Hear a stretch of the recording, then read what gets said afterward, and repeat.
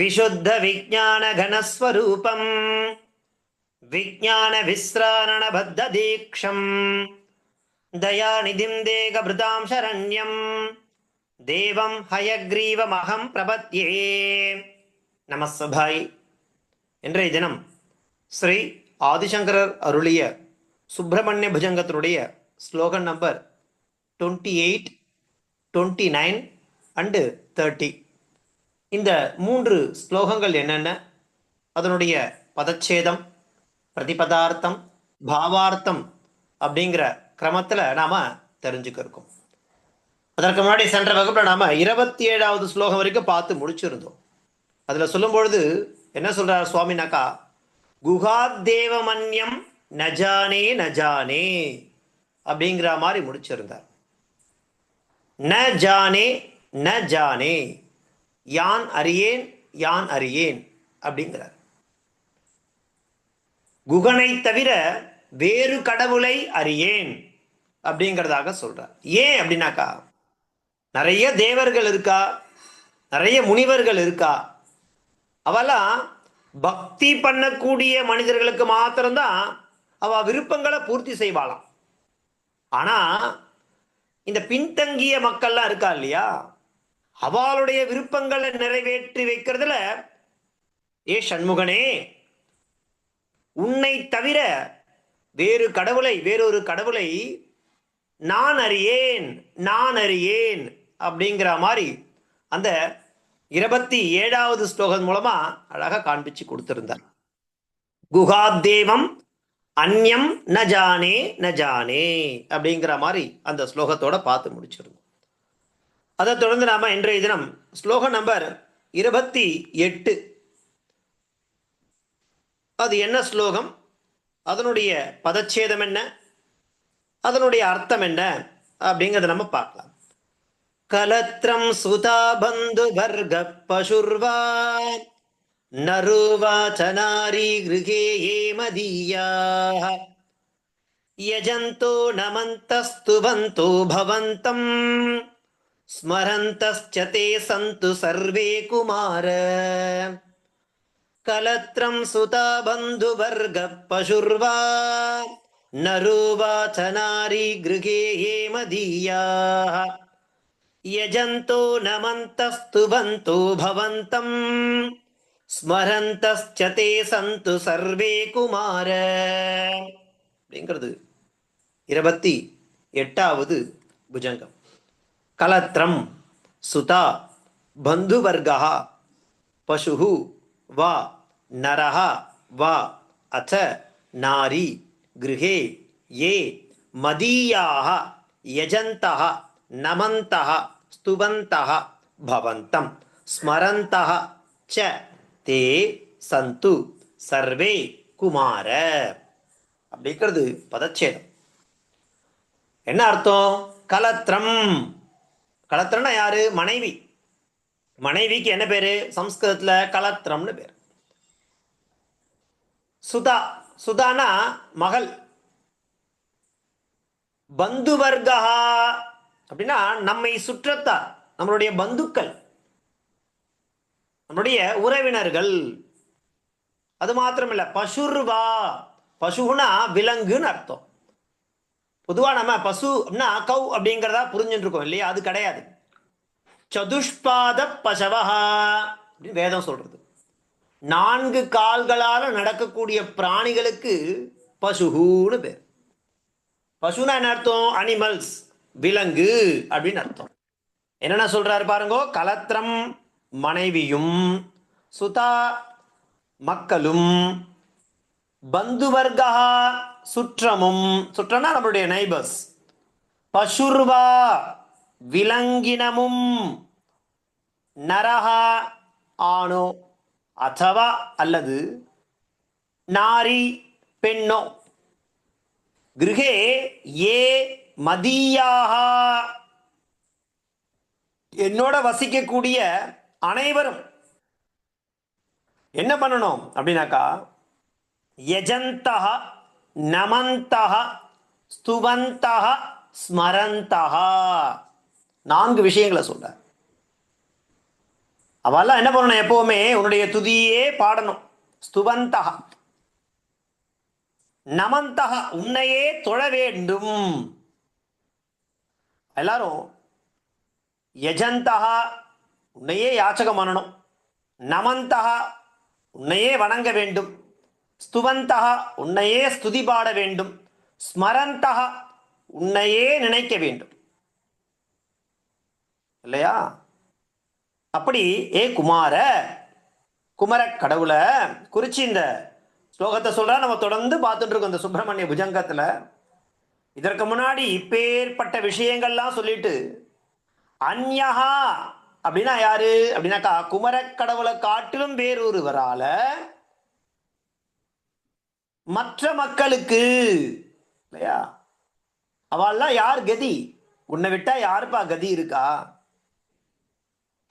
அப்படி இருக்கக்கூடிய உன்னை கலத்திரம் மனைவியும் துதா மக்களும், இல்லையா, பந்துவர்கா சுற்றத்தாரும், பசுர்வா விலங்கினமும், நரஹா அதவா நாரி ஆணோ பெண்ணோ, கிருஹே ஏ மதியாக என்னுடன் வசிக்கக்கூடிய அனைவரும் என்ன பண்ணணும் தெரியுமா? தே உன்னையே என்ன பண்ணணும்? யஜந்தா நமந்தா ஸ்துவந்தா ஸ்மரந்தா ச சர்வே என்ன பண்ணணும் அப்படின்னாக்கா உன்னையே என்ன பண்ணணும்? வணங்கணும். உன்னிடமே யாச்சகம் கேட்கணும். உன்னை பத்தியே துதி பாடணும். உன்னை நினைச்சுட்டே இருக்கணும். அப்பேற்பட்ட பெருமைக்குரியவன் இல்லையா நீ? அதனால உன்னையே பாடிட வேண்டும். உன் துதியே பாடிட வேண்டும். உன்னையே தொழுதிட வேண்டும். குமாரா, ஏ குமர கடவுளே, உன்னையே வணங்கிட வேண்டும். அது மாத்திரமில்ல, ஸ்மரந்தா, உன்னையே நினைத்திட வேண்டும். எல்லாம் பாருங்கோ, கட்டளை மாதிரியே சொல்றாரு பாருங்க. சில நேரங்கள்ல சில ஸ்தோத்திரங்கள் வேதத்துக்கு நிகரானதா நம்ம எடுத்துக்கணும். ஏன்னா வேதம் தான் நமக்கு கட்டளை இடும். என்ன பண்ணும்? சத்தியம் வத, தர்மம் சர, ஆச்சாரிய தேவோ பவ, அதிதி தேவோ பவ சொல்லிட்டு கடைசியில ஏஷ உபதேசா சொல்லும் இல்லையா? அப்போ இதுதான் உபதேசன்ற மாதிரி வேதம் எப்படி நமக்கு கட்டளை இடுறதோ அதை போல இங்க சுவாமி நமக்கு கட்டளை இடுற. என்ன சொல்றார்? கலத்ரம் சுதா பந்து வர்க பசுர்வா நருவா தனாரி கிருஹே ஏ மதியாக யஜந்தோ நமந்தஸ்துவந்தோ பவந்தம் ஸ்மரந்தஸ்சதே சந்து சர்வே குமார. ஏ குமார, எல்லாம் என்ன பண்ணணும்? உன் துதியே பாடிட வேண்டும். உன்னையே தொழுதிட வேண்டும். உன்னையே வணங்கிட வேண்டும். உன்னையே நினைத்திட வேண்டும் அப்படிங்கிற மாதிரி கட்டளை மூலமா தெரிவிக்கிறார். யாரு? சுவாமி. அவர் பண்றதை நாம கேட்கணும். ஏன்னா அவர் யாரு? ஜெகத்குரு இல்லையா? நமக்கெல்லாம் மார்க்கதரிசி இல்லையா? வழிகாட்டுபவர் இல்லையா? அதனால பெரியவா சொல்லக்கூடிய நம்மளுடைய குருக்கள் சொல்லக்கூடிய அந்த வழியில நாம நடக்கணும். அதுக்காக தான் இந்த ஸ்தோத்திரங்கள்லாம் நம்ம படிக்கணும். நம்ம முன்னோர்கள் நமக்கு ஏற்படுத்தி கொடுத்துருக்கா. ஏதோ ஒரு பிடிமானம், ஒரு பிடிப்பு இருக்கணும். அந்த பிடிப்பு, இப்போ கொடி இருக்கு அப்படின்னா கொடி தரையிலேயே படருமானா தரையிலேயே படரலாம். ஆனா அதனுடைய லைஃப்னு சொல்லுவா பாருங்க, அது நீண்டதா பெருசா வருமானா வராது. எப்ப வரும்? ஒரு கிரிப்பு பிடிச்சுன்னு மேல மேல ஏறிண்டே போனா ஒசரத்துக்கு போக போறது. அந்த மாதிரிதான் குரு அப்படிங்கிறவர். குழந்தைகள் அந்த ஸ்லோகத்தை 2 தடவை சொல்லுங்க.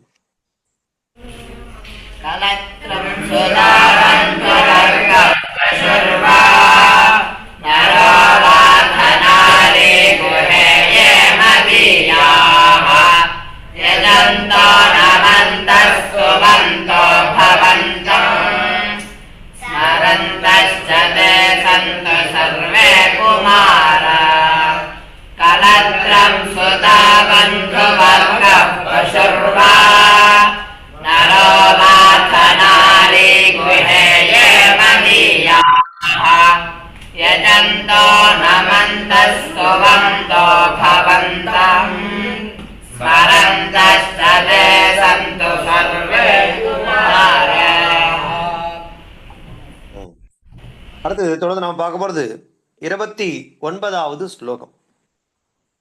அந்த 29வது ஸ்லோகத்தில் என்ன சொல்றா பாருங்கோ. மிருகா பக்ஷிணோ தம்சகாயே ச துஷ்டாः ததா வியாதயோ பாதகாயே மதங்கே பவச்சக்தி தீக்ஷ்ணாக்ரபின்னா சுதூரே வினஷ்யந்து தே சூர்ணித க்ரௌஞ்ச சைல மிருகா பக்ஷிணோ தம்சகாயே ச துஷ்டாः ததா வியாதயோ பாதகாயே மதங்கே பவச்சக்தி தீக்ஷ்ணாக்ரபின்னா சுதூரே வினஷ்யந்து தே சூர்ணித க்ரௌஞ்ச சைல அப்படிங்கிறது ஸ்லோகம். மிருகாஹா பக்ஷிணஹா தம்சகா ஏ ச துஷ்டாஹ ததா வியாதயः பாதகா ஏ மதங்கே பவத் சக்தி தீக்ஷ்ணாக்ரபின்னாஹ சுதூரே வினஷ்யந்து தே சூர்ணித க்ரௌஞ்ச சைல தே பதச்சேதா. இப்போ என்ன பண்றது அப்படின்னாக்கா, எனக்கு பல விதங்கள்ல துன்பங்களானது ஏற்பட்டுட்டே இருக்கு. தெரியும், பொதுவா மனுஷ்யா அப்படின்ற இந்த பிறவி அப்படிங்கிறது பலவிதமான துன்பங்களை தரும். அப்படி ஏற்படக்கூடிய துன்பங்கள்ல இருந்து நம்மளை எப்படி விடுவிச்சுக்கிறது அப்படிங்கிறதுக்காக நிறைய உபாயங்களை நமக்கு சொல்லி கொடுக்குறான். அந்த ரீதியில இந்த மாதிரி ஸ்தோத்திரங்கள்லாம் நமக்கு பயன்படுறதா. அப்படி மிருகங்களும் பட்சிகளும், அது மாத்திரமில்ல, தம்சகா கடிக்கும் உயிரினங்கள்.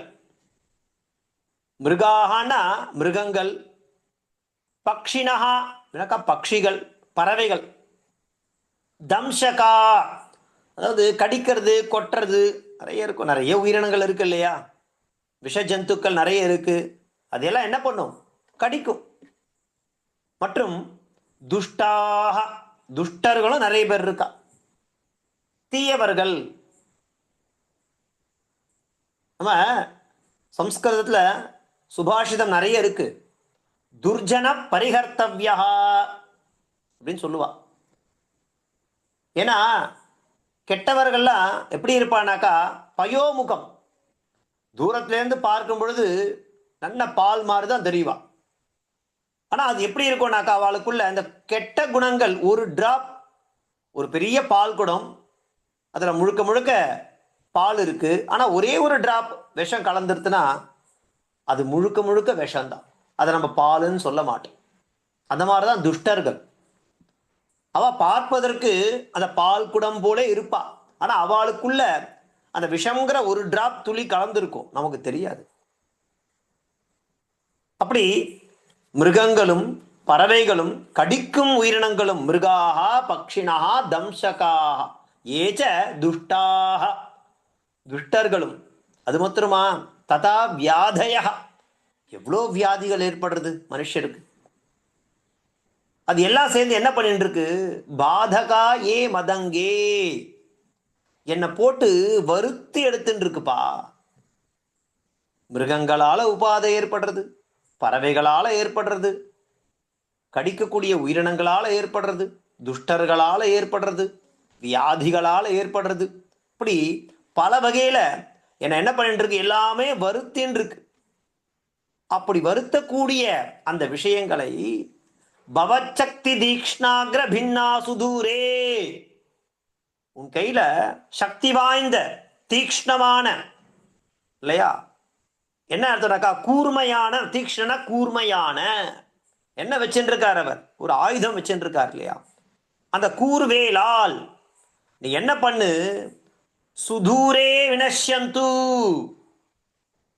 என்னை விட்டு அந்த விஷயங்கள்லாம் தூரமா போயிடணும். எனக்கு மிருகங்களால துன்பம் ஏற்படக்கூடாது, பறவைகளால் ஏற்படக்கூடாது, கடிக்கக்கூடிய உயிரினங்களால் ஏற்படக்கூடாது, மற்றும் துஷ்டர்களால் ஏற்படக்கூடாது, வியாதிகளாலும் என்னை வருத்தக்கூடாது.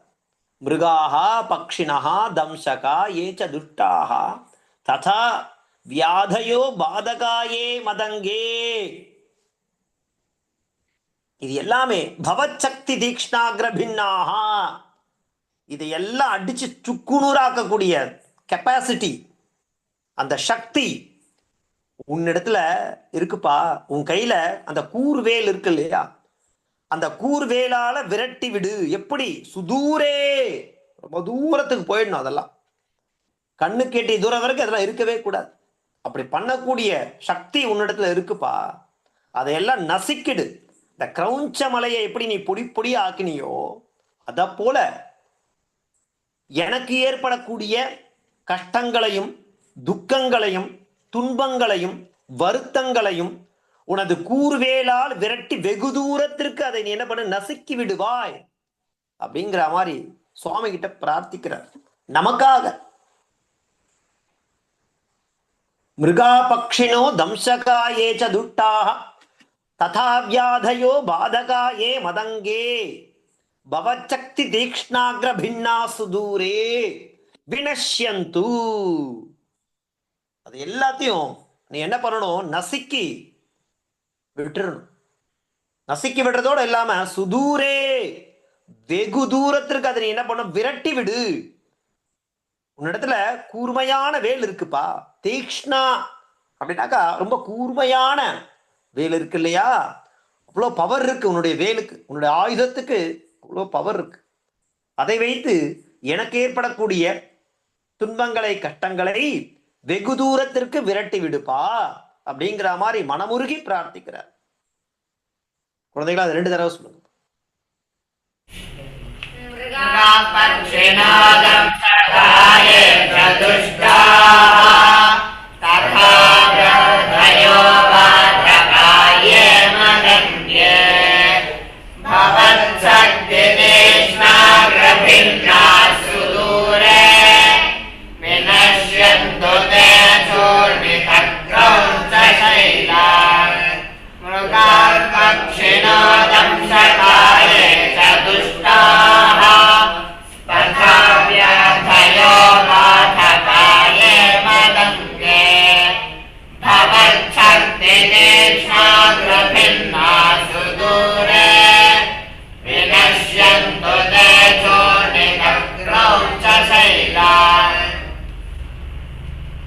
அடுத்தது 30வது புஜங்கம்.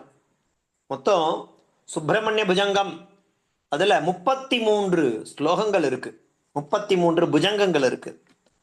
அதுல இன்றைய தினத்தோட 30 ஸ்லோகங்களானது புஜங்கங்களானது பூர்த்தியானது. அடுத்து இன்னும் 3 ஸ்லோகங்கள். அடுத்து வரக்கூடிய சனிக்கிழமை அன்று அந்த 3 ஸ்லோகங்களை நம்ம பார்த்து முடிச்சிட்டோம்னா சுப்பிரமணிய புஜங்கம் அப்படிங்கிற ஆதிசங்கருடைய இந்த வசத்தியான கிரந்தத்தை நாம பூர்த்தி பண்ணிடலாம்.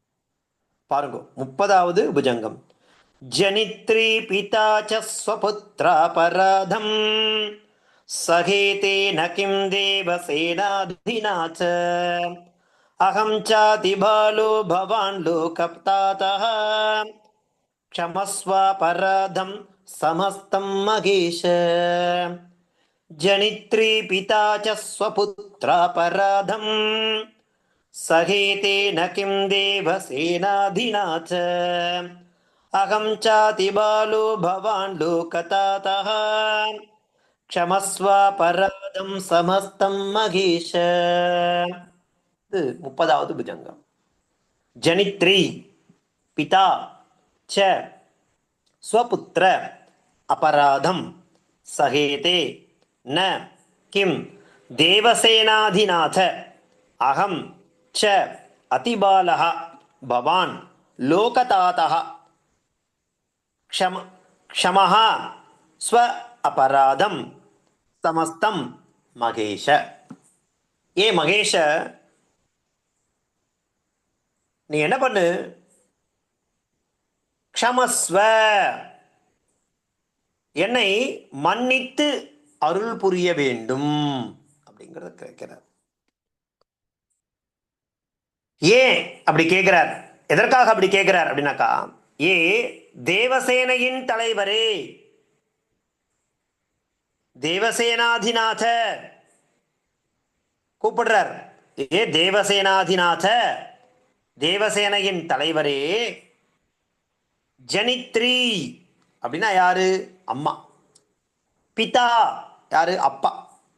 பார்வதி பரமேஸ்வரன். அவ என்ன பண்றா? தமது மகன்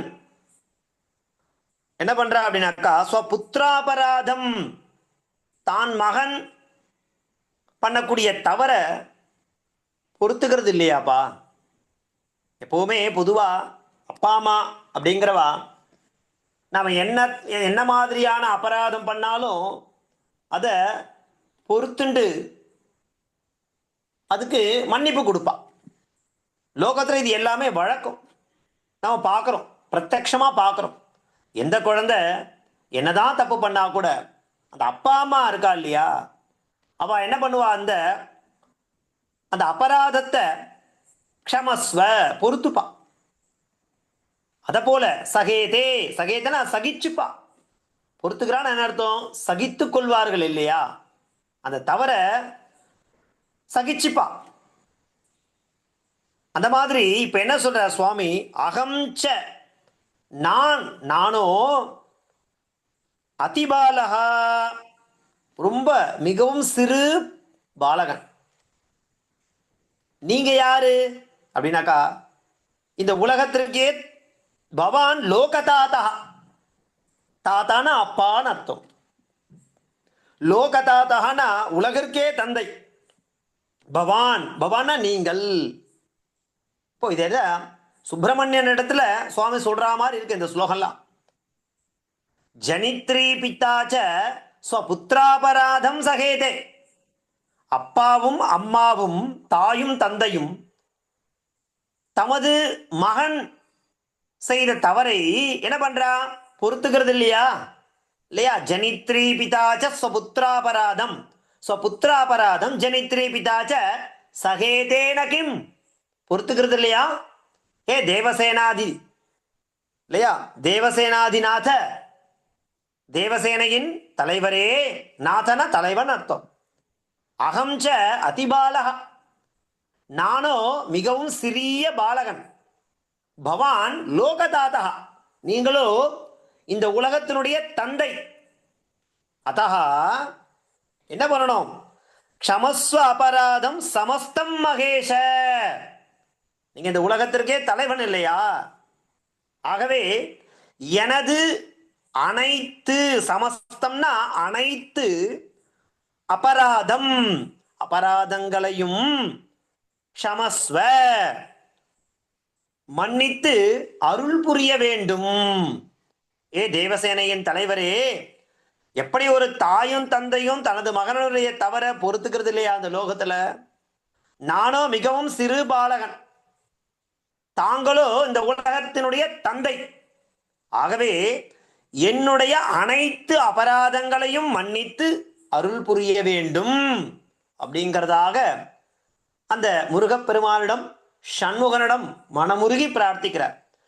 ஜனித்ரி பிதாச்ச ஸ்வபுத்ராபராதம் சகேதே நகிம் தேவசேனாதிநாத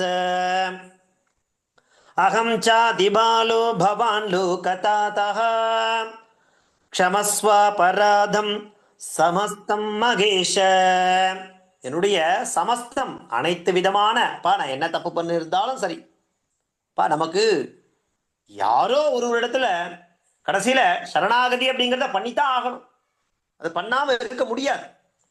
அப்படி இந்த குமரக்கடவுளத்துல என்னுடைய நானும் ஒரு சிறு பாலகன், தெரிஞ்சோ தெரியாமலோ நான் நிறைய பாருங்க, லோகத்தினுடைய ஜெகத்குரு அவரே தன்னை எப்படி சொல்லிக்கிறார்? ஒரு பாலகன்னு சொல்லிக்கிறார்.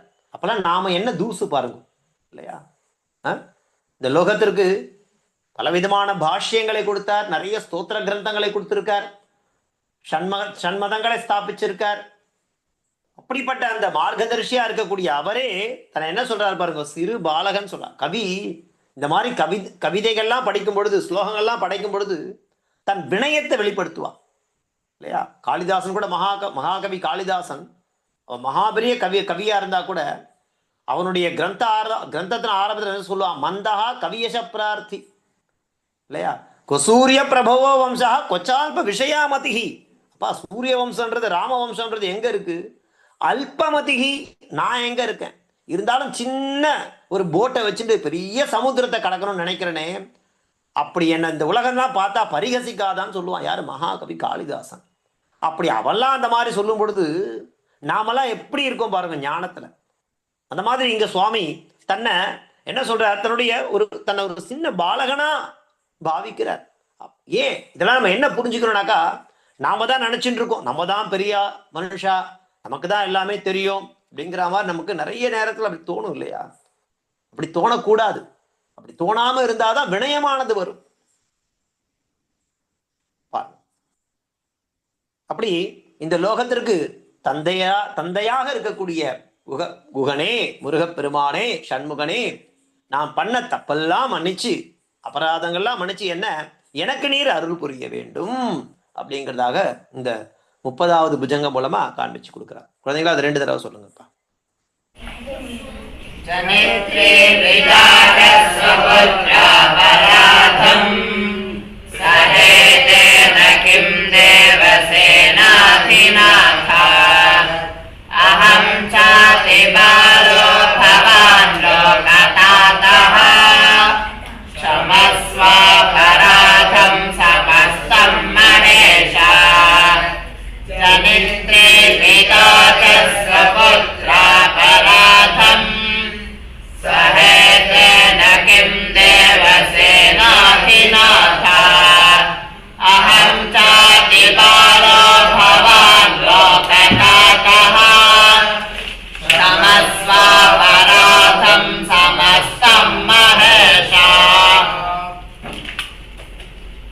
இன்றைய தினத்திற்கான 3 புஜங்கங்கள் முடிஞ்சது.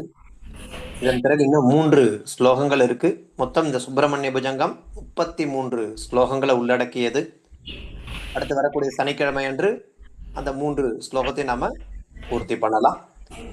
இன்றைய தினத்திற்கான 3 ஸ்லோகங்களை எடுத்துட்டு அதனுடைய அர்த்தத்தை நாம தெரிஞ்சிடணும். தொடர்ந்து நீங்க பாராயணம் பண்ணிட்டே இருக்கும். அதான் ரொம்ப முக்கியம். ஒரு விஷயத்தை கத்துக்கிறோம்னாக்கா அவகாசம் கிடைக்கும் பொழுது அதை உட்காந்து நன்னா பாராயணம் பண்ணிட்டே இருந்தா மறக்காம இருக்கும். அடுத்த வகுப்புல பார்க்கலாம். தாசன், தன்யவாதாக. ஒரு நிமிஷம் எல்லாரும்